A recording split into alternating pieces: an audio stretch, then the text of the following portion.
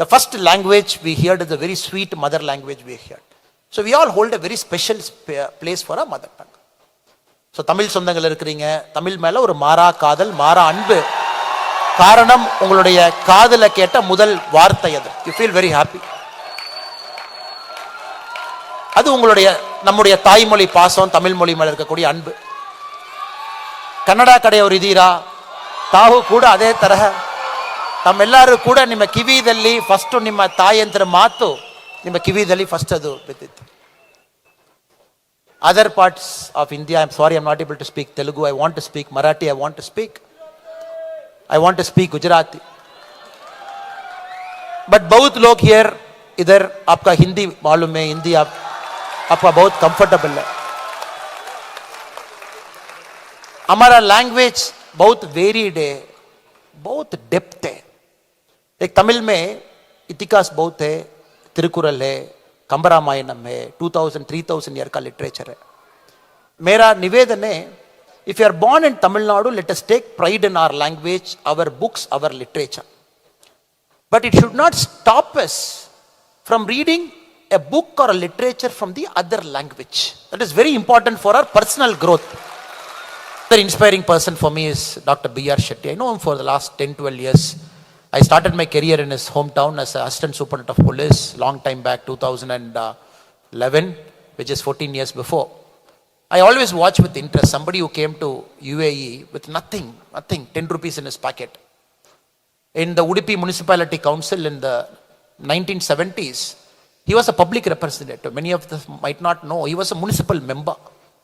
In the Janasangh party, he was our municipal member in 1975, if I remember, 74-75, just before the emergency. From there, he decided he doesn't want to have a career in politics. He wants to have a career in business. Sacrificed everything, came to this land, worked very, very hard, sweated very hard, built an empire. And that empire was always giving back to the community in different ways. I know him for 14 years. He has gone through a lot of ups and downs. That is inevitable part of any businessman's life. When he was in the up, he never had ego. When he was at the down, he always found a way to come back to up. So B.R. Shetty ji is truly an inspiration for me. And I'm very happy that he was able to join all of this for this wonderful Independence Day celebration. Thank you so much for coming, sir. Praveen Shetty ji, another dear friend, know him for again 14 years now. Came to UAE like many of you in 1990. I'm mentioning their name. In fact, I want to mention all your name because all of your story is an inspiring story. Build a business which is giving employment to a lot of people. And many a time I go to small villages in Karnataka, in Tamil Nadu, I see people coming here, trusting people like Praveen Shetty and hundreds of Praveen Shetty who are sitting here. You give them an employment, give them a better life. You grow, you help them to grow and help Bharat to grow. So Praveen Shetty is an epitome of all the hundreds of people who are sitting here, helping Bharat to grow, helping a lot of youngsters to grow. I salute you and thank you for that.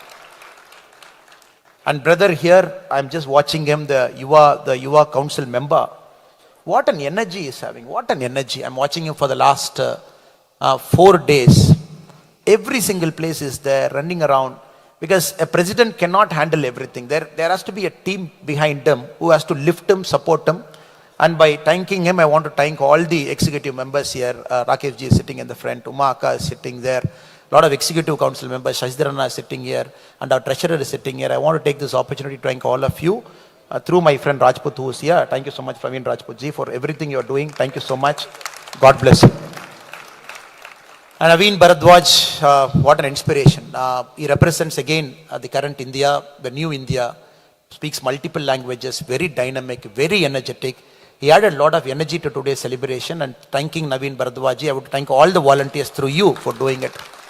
And Shilpa Nair madam, who's not here, I think she has gone back to Bharat today, and for putting up a beautiful cultural performance. Just look at them, how beautiful they are and glittering they are sitting in this part of the stadium here. And many of them gave their time, practiced, wonderful performance they did. I take this opportunity to thank you all. Thank you so much. Great inspiration. Thank you so much for coming. Now I have to come to deliver my speech, and it is not a big speech. I know it is a Sunday. We are hitting 9 o'clock. I will not take much time. I just want to present 3-4 thoughts for your consumption so that when you go back home, you will think about it. just as treat me as a brother, treat me as your son, and somebody who is fighting hard in the ground in Bharat to make sure we all get a better life there. So all the thoughts that I present before you with all humility, I would like you to just think about it and see where we are and where we are supposed to go.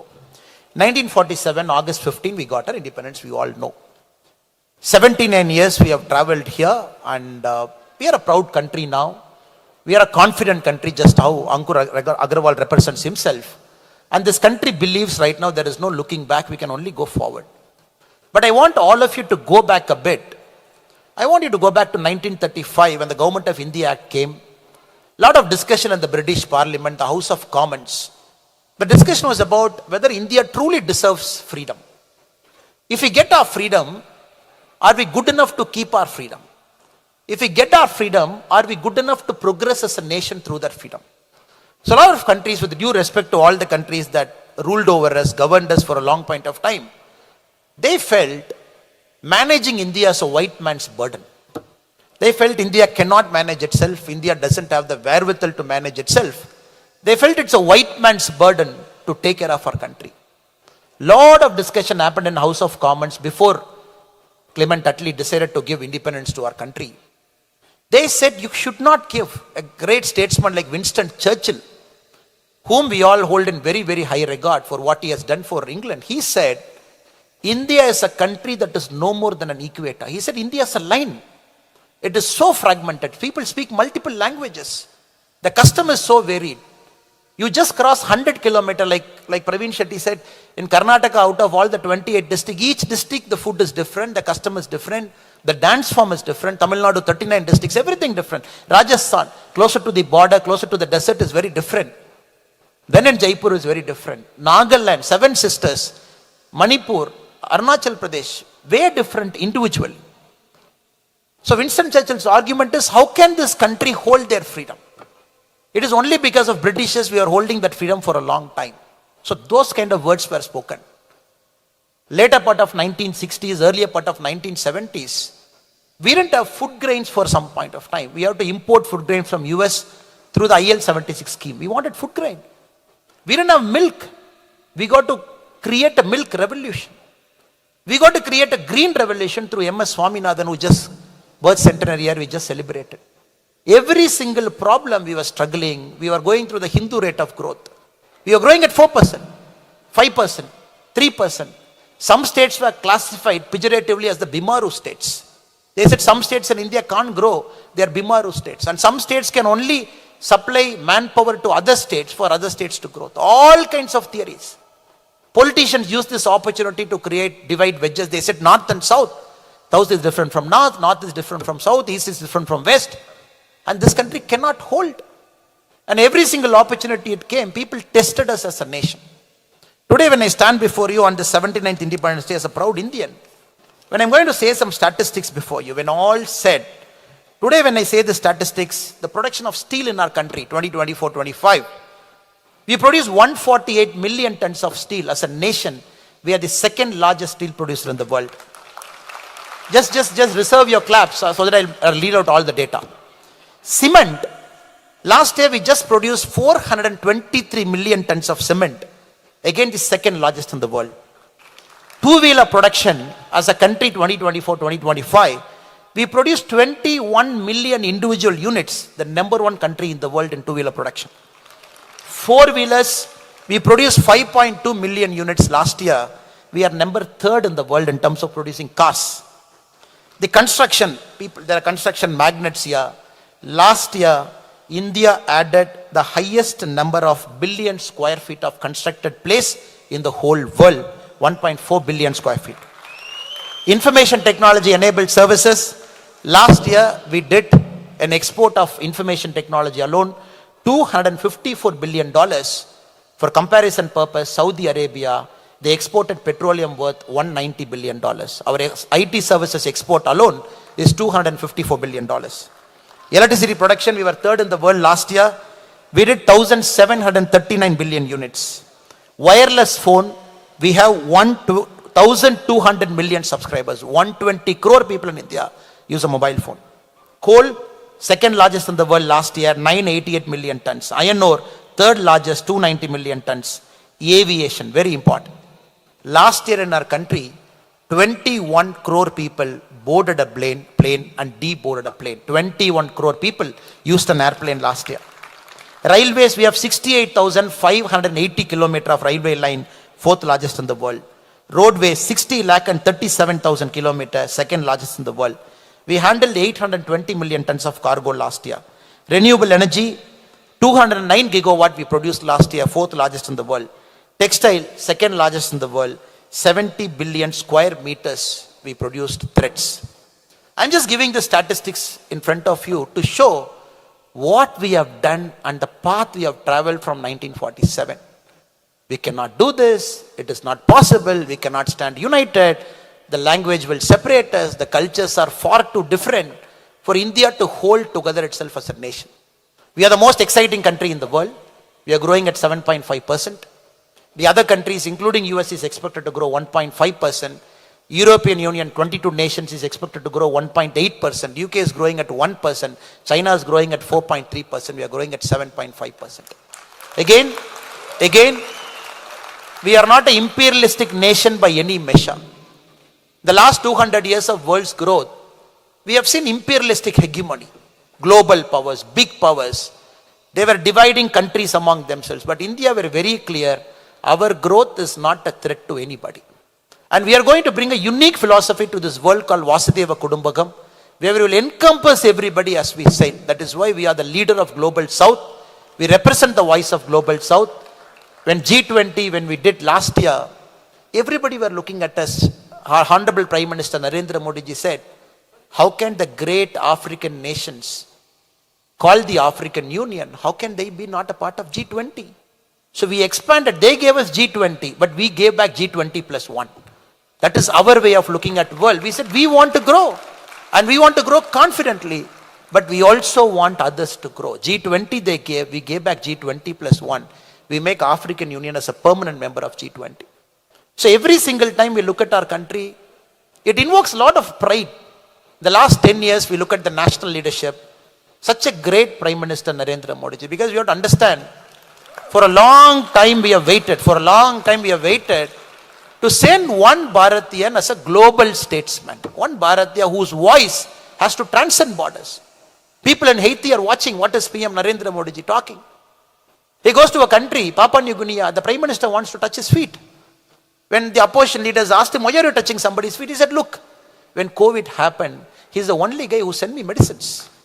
When all the countries were busy taking the medicines, dividing among yourself, he sent me a medicine to a smallest country. He thought about me, so I don't mind falling at his feet and touching at his feet.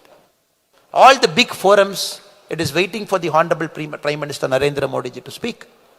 Russia and Ukraine, when they started a war, our Honorable PM said, this is not the era of war. This is the time for peace. After 2 years, all the global countries and the leaders are talking the same language what our Honorable PM spoke 2 years back. So we have a fantastic leader, a global statesman, and we are very proud, such a person who is selfless. And you mentioned about Ahlan Modi. Modi ji came here, 65,000 people. You gave a rousing welcome. We all saw from our country. I am not sure how inspired you are seeing that. We were inspired. Tears welled up our eyes, seeing the kind of reception he got in Middle East and UAE. 65,000 people packing up a stadium. It is impossible to pack a stadium. Football fans might pack 40,000, but 65,000 people in this land coming here, packing a stadium, because PM needs that kind of energy to keep himself going. And anybody will know, and some of you had the privilege of meeting Honorable PM very close, and some of you might meet PM in the future. When he gives a handshake to you, the 10 seconds is only for you. The 10 seconds is not for others. He will look into your eye, he will talk to you, then he will move. When we saw the video, we saw the 10 seconds is only for you. So anybody who is working with the PM or knowing the PM will know, his lifetime is only for Bharat. His breath is only for Bharat. There is zero distraction for him.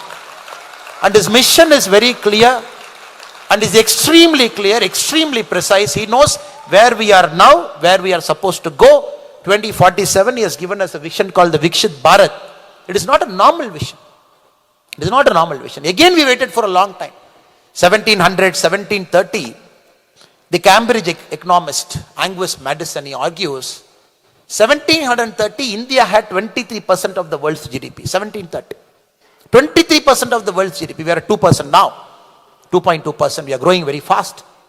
Now to say in 2047, we will capture what we left in our own unique way by our growth metrics.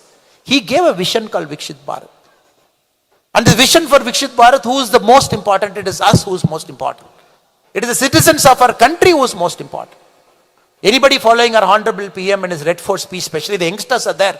First Red Fort speech, 2014, August 15, he said, we got to build toilets for our country. We got to build toilets. He said, as the Prime Minister, I am not ashamed to say we want to build toilets.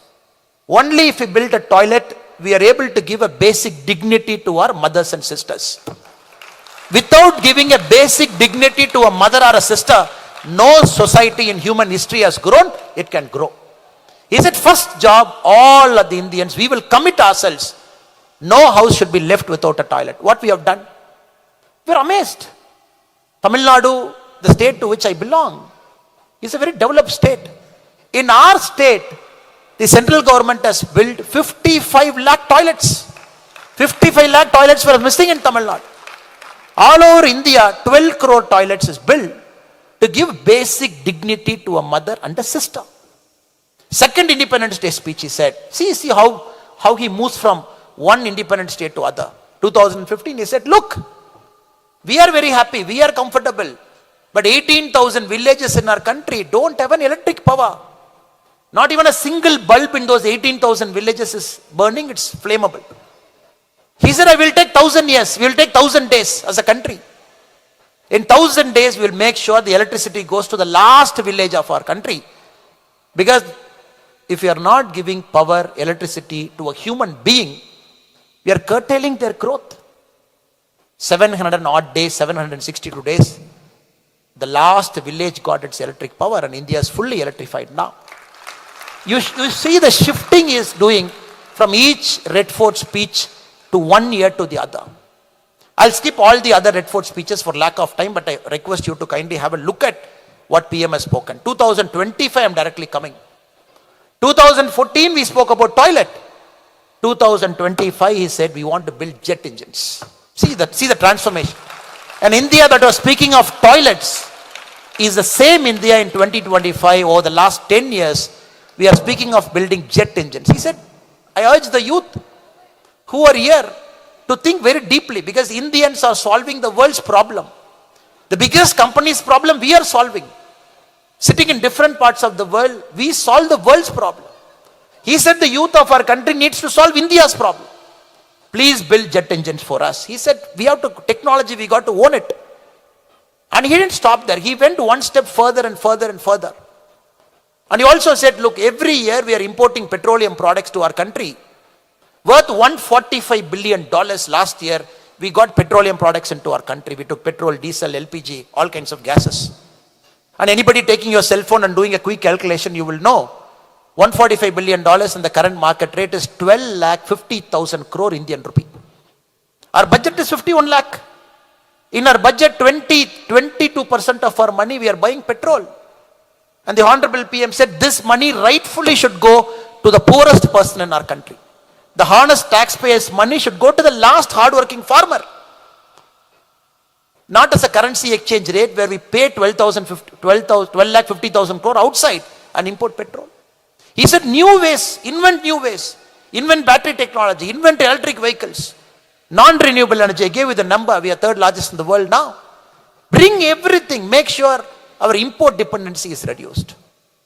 A very clarion call, very visionary call in this Independence Day has given. So I would urge all the youths here to think very deeper into your life and make your life very purposeful. Making money is fantastic, but by making money, creating a wealth for society is more important than merely making money. And the wealth we create for the society should be percolated down. And that wealth should go down so that there is some common man somewhere who didn't have a distinct advantage in his life. We are born into a very privileged family. Father and mother educated. We are born into that family because we are educated. But a lot of kids don't have that privilege, born in poor families. In a 100-meter race, it is like asking somebody to run 120 meter and we are running 100 meter. Let us think about them also. Till Until the last person in our country is not self-satisfied, is not grown, the country should not be considered as a grown country.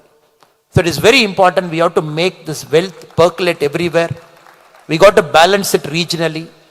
Every single state should grow, and thereby Bharat should grow. It's a big vision the PM has got. Vikshit Bharat doesn't mean numbers.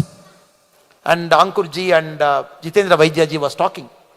Sir, 1991, the balance of payment crisis, we had money only to import products for 3 weeks. India was on the verge of declaring itself a defaulter, which some of our neighboring countries keep doing it often. But we were on the verge of declaring ourselves as a sovereign country calling itself a defaulter. You cannot run your country in the global world. We took 7 times loan from IMF, 7 times loan. The last loan we paid to the International Monetary Fund in 2000, that's the last loan we paid. After that we told IMF, I'm not taking any loan from you, I'm happy. From 2000 we didn't take a loan from IMF. In 1991 when the balance of payment crisis happened, 3 weeks of imports money was left. What the Reserve Bank of India did, 20 tons of gold, we took it to Switzerland, Bank of Switzerland, we got $200 million. July 1991, we took 47 tons of gold, Bank of England, we got $400 million. That $600 million which we borrowed, it gave us a breathing space to work. Right now our reserve, we have $800 billion, the 3rd largest country in the world having a reserve. This reserve is more than our external debt. This is very important. The reserve, the reserve we have in RBI, the reserve is more than the external debt of our country. We can take all our reserve, pay all our loans, still we have money left with the Reserve Bank of India. We have reached here. And this is not an ordinary thing, sir. All your contribution, your hard work, silently without any expectation, all of you sitting down, working hard, you have brought India to this beautiful place where now we are thinking, oh, we will hit 10 trillion by 2035. We will hit 30 trillion by 2047. We are having the courage to dream, a courage to think big, courage to solve the world's problem. And this country, UAE, is such a beautiful country. And it is a country which is a beautiful confluence of 2 things. And my shawl today, out of respect for you and respect for Bharat, I am wearing a shawl in 2 ways, where there is our national flag of Bharat here and the national flag of United Arab Emirates is here. And it's such a beautiful country because 2 days back when I went to Abu Dhabi to see the BAPS Mandir, what a confluence. A beautiful Hindu philosophy, Sanatana Dharma, gaining acceptance. The great rulers of this land with the spirit of tolerance and inclusiveness, asking us to construct a temple. And 30 lakh people have visited that BAPS Mandir till now. And more than the temple, I was very inspired. 7 spears.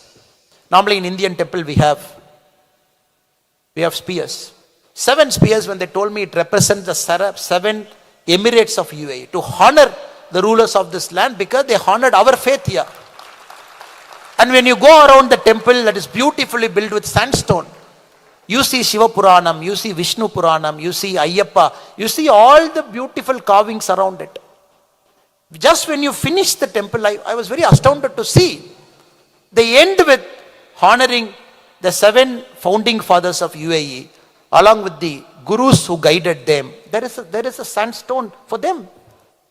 When we say Vasudeva Kudumbakam, when we say that we are all encompassing, and the temple represents it by faith, where the 14 great civilizations also found a space. Just like our Shiva Puranam and Vishnu Puranam and all the great Itikas of Mahabharata, which got inscribed in the sandstone. I could see the Sumerian civilization represented. I could see the Egyptian civilization, the Eskimos represented, the Red Indies civilization represented. And the spirit of tolerance we have shown. End of the day, all the great religion, they speak of one truth, and that's a single truth. That's a truth of love. And that is the essential of Sanatana Dharma, representing that in a temple, which is very beautifully done. That shows who we are as Indian. That shows who we are as Sanatana Dharma followers. And that is a great story, because I believe this is the story for the world. When we see fractures in the world, people fighting, countries fighting, I think that is a lesson Bharat is giving to the outside world. When we approach any issue with the spirit of tolerance, with the spirit of love, with the spirit of compassion, magic happens, and the BAPS Mandir in Abu Dhabi is a beautiful representation of two faith combining, two civilization combining, and two cultures combining with the spirit of compassion, tolerance. That is why I thought I should salute that faith by wearing this shawl where two countries' national flag is represented. I am overshooting my own time. We are at 9:20 now because it's Sunday. You all have to go back home. So I would take this opportunity to once again, yes ma'am, once again to pay my humble respects to all the hardworking people here. You are working very hard, extremely hard, and you are the world's largest remitter into our country. No country in the world receives inward remittances like India does. India receives billions of dollars as inward remittances because you earn that dollar, you send it back to your home, your mother, your father, your children, your wife, your husband, somebody is waiting, and you save every single penny for a better life outside, coming back to Bharat, better life here, and all the money that comes back into our country that gives us this very precious foreign exchange. India needs that foreign exchange, precious dollar, and you make it happen. And more importantly, traveling thousands of miles away, even in a foreign land, you keep the spirit intact, you keep the patriotic fervor intact, you teach it to next generation, and next generation, all in the hope that we will have a better life. I salute you for that. I only request all of you to stay engaged with our Bharatiya people, keep coming often, keep taking more holidays.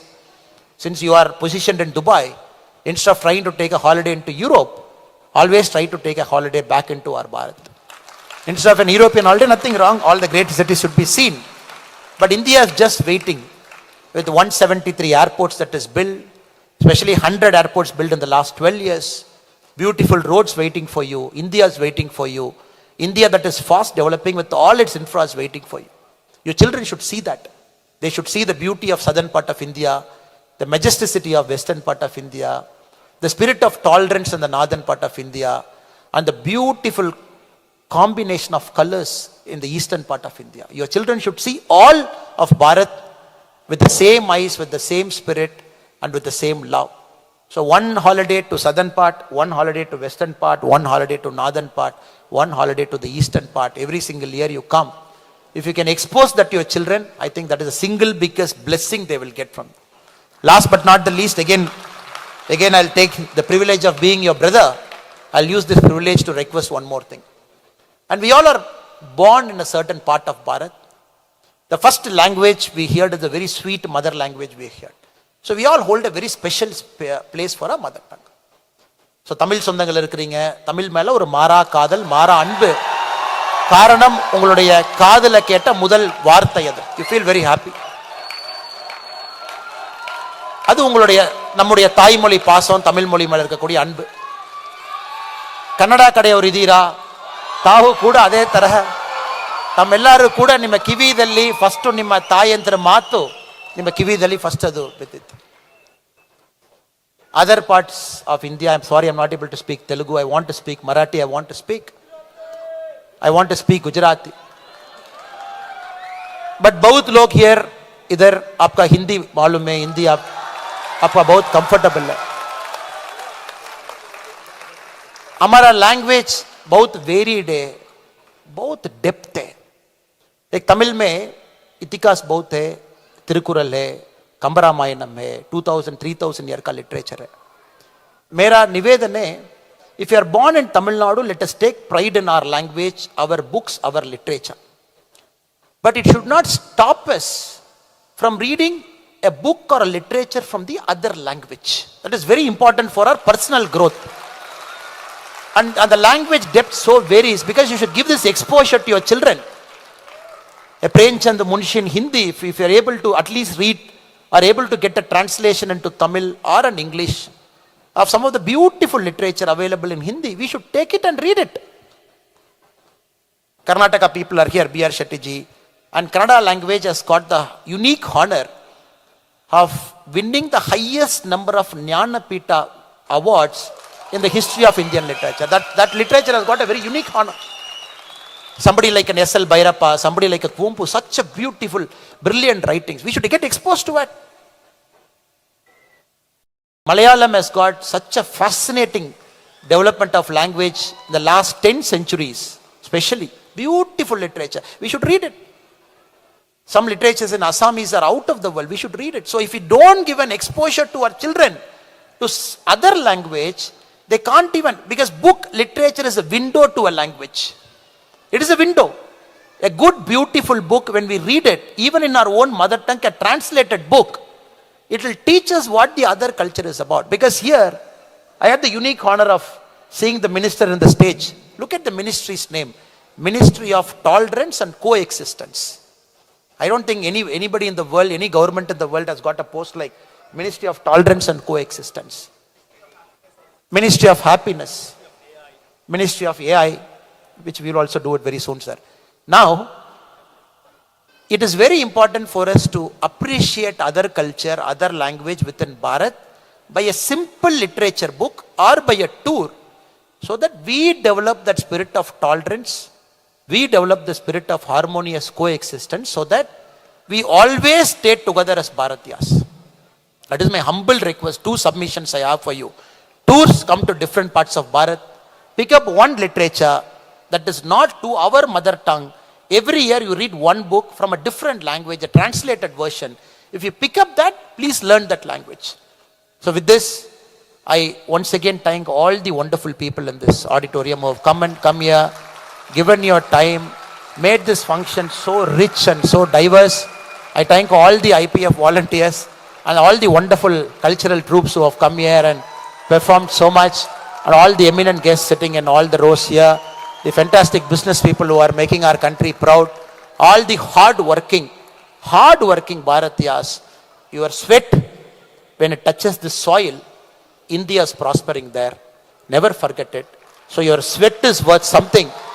And we will, as people living in Bharat now, doing our best to keep Bharat to progress forward. I will promise you personally, we will be answerable to your sweat. We will honor your sweat. That is our duty, to honor it. Rest assured, you will make Bharat to grow. You will grow. Thank you once again for this beautiful opportunity.